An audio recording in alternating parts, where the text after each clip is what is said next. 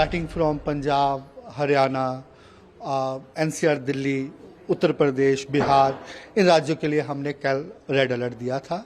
लेकिन आज थोड़ा कंडीशन इम्प्रूव हो गए हैं। स्पेसिफिकली अगर बिहार की बात करें, वहाँ रेनफॉल एक्टिविटी हो गया है, वहाँ जो प्रिवेलिंग हीट वेव कंडीशंस है ऑलमोस्ट अवेट हो गई है।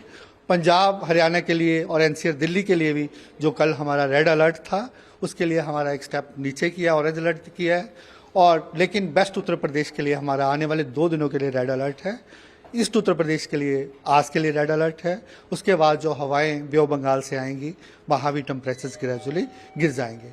उसका रीज़न अभी यही है कि एक वेस्टर्न डिस्टर्बेंस अफेक्ट कर रहा है नॉर्थ वेस्ट इंडिया को, और उसके कारण हल्का फुल्का रेनफॉल एक्टिविटी, थंडरस्टॉर्म या डस्टॉर्म एक्टिविटी रहेगा, जिसके कारण ये टेम्परेचर्स में वेटमेंट आ रहा है। लेकिन फिर भी अगर नॉर्मली आप कहें कि जब तक मानसून आता नहीं है, मानसून जैसे इसका नॉर्मल डेट 30 जून तक कवर करता है एनसीआर दिल्ली, तो तब तक हीट वेव टेम्परेचर्स 42 डिग्री से अबव रहने का अनुमान रहता ही है। अभी हीट वेव की केसेस ज़्यादा बढ़ रहे हैं, जो हॉस्पिटल्स में भीड़ देखी जा रही है, एलएनजेपी की क्या स्थिति है?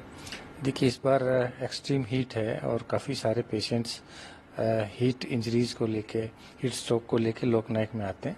हमारे पास अभी 9 पेशेंट एडमिट हैं, 9 patients are admitted in LNJP, जिसमें से 5 पेशेंट थे वेंटिलेटर पे, एक अभी वेंटिलेटर से आज बाहर निकल गया। तो आज 4 पेशेंट अभी भी वेंटिलेटर पर हैं, क्योंकि बहुत सिक हैं, बहुत क्रिटिकल हैं, और कुछ पेशेंट्स को तो मल्टी ऑर्गन फेलियर भी है हीट स्ट्रोक के कारण। जी हाँ जी, डेथ केसेस भी आ रहे हैं, तो अभी क्या आपके?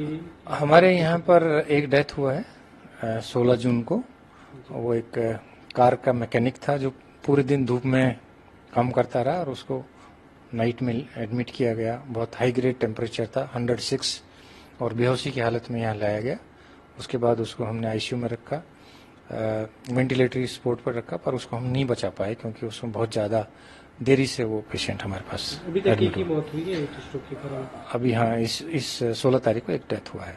जी, अभी जैसे जो केसेस देखे जा रहे हैं, किस तरह के केसेस जा रहे हैं, और एक हफ्ते के दौरान अगर हम बात करें अभी के कुछ दिनों में कितने हीट स्ट्रोक के केसेस? देखिए, हमारे पास जो भर्ती हो रहे हैं, कुछ तो ऐसे व्यक्ति हैं जो कि काफी लंबा ट्रेवल करके यहाँ पर आ रहे हैं। जैसे बिहार से एक ट्रेवल का पेशेंट करके आया, नॉन एसी उसमें कोच में, और उसकी वजह से काफ़ी घूमता रहा पूरे दिन दिल्ली में। उसके बाद उसको हीट स्ट्रोक हो गया। एक पेशेंट इसी तरह से यूपी से आया।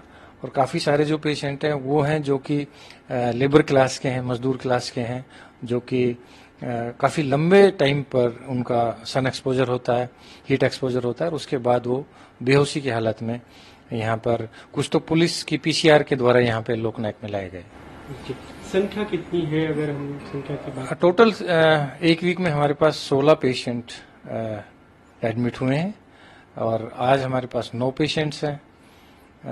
9 में से 4 पेशेंट वेंटिलेटर पर हैं, और बाकी पेशेंट ठीक होके डिस्चार्ज भी हो गए, ठीक भी हो गए हैं। अभी क्योंकि ज्यादा गर्मी है, टेम्परेचर लगातार हाई है, लोगों के लिए क्या सुझाव देंगे आप, कैसे इससे बचाव किया जा सकता है? ये बहुत ही महत्वपूर्ण आपने क्वेश्चन पूछा, कि कैसे बचें, क्योंकि हीट वेव जो है काफी, जब हम बहुत घर से बाहर निकलते हैं और जब सडनली हमें लगता है कि बहुत तेज धूप है, बहुत ज्यादा गर्म हवा है, और यदि हम पानी कम पीते हैं तो हीट वेव का दुष्प्रभाव शरीर पर होता है। और हीट स्ट्रोक हम बाय डेफिनेशन तब कहते हैं जब टेम्परेचर 104 से ज्यादा, 104 से ज्यादा बुखार है, बेहोशी की हालत है, सीवियर डिहाइड्रेशन है, और स्किन का जो है बहुत ज्यादा पानी की कमी हो जाती है, हॉट और ह्यूमिड स्किन होता है, और पेशाब का जो आउटपुट है, यूरिन का आउटपुट है, वो काफी कम हो जाता है, ब्लड प्रेशर लो हो जाता है। तब हम कहते हैं कि इसको हीट स्ट्रोक हो गया।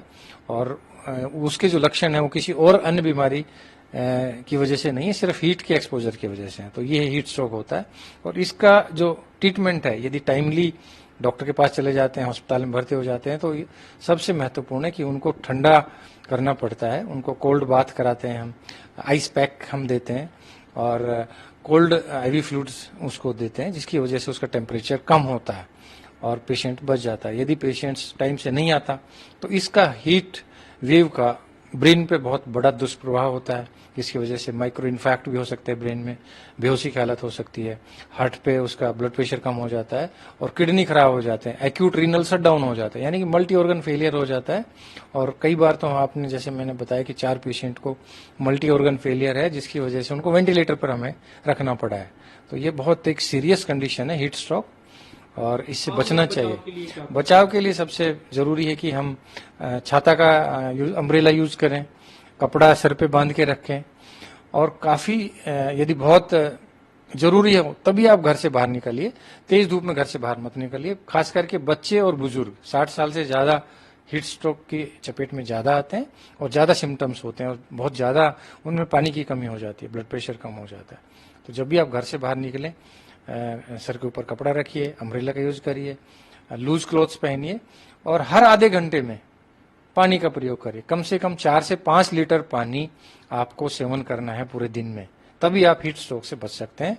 और यदि पॉसिबल हो तो शिकंजी है, नींबू का पानी है, नारियल पानी है, जूस है, इस तरह के आप यदि यूज करेंगे तो आपको हीट स्ट्रोक नहीं होगा। जी, यहाँ पे आपके हॉस्पिटल की बात करें, क्या कुछ व्यवस्था है? देखिए, हमने 5 बेड अलग से रखे हैं, इमरजेंसी में हमने विशेष व्यवस्था की है। हमारा जो स्टाफ है, डॉक्टर्स हैं, नर्सेज हैं, उनको हमने अलग से ट्रेनिंग दी है कि किस तरह से हम पहचानें उनको। यदि किसी को लक्षण है हाई ग्रेड फीवर का और उसका ब्रेन इन्वॉल्वमेंट है, सीजर्स हैं, टेम्परेचर 104 से ज़्यादा है, तो उनको अलग से हम ट्रीट करते हैं। इमीडिएटली उसका सबसे महत्वपूर्ण कंसर्न होता है कि उसके जो कोर बॉडी टेम्परेचर है उसको हम नीचे लेके आएँ, ताकि उसकी जो कॉम्प्लिकेशन है वो ना हो और मल्टी ऑर्गन फेलियर उसका ना हो, और ना उसको आईसीयू या वेंटिलेटर की आवश्यकता हो। तो ये सबसे महत्वपूर्ण है। हमने पूरे स्टाफ को ट्रेन किया है, अलग से व्यवस्था की है,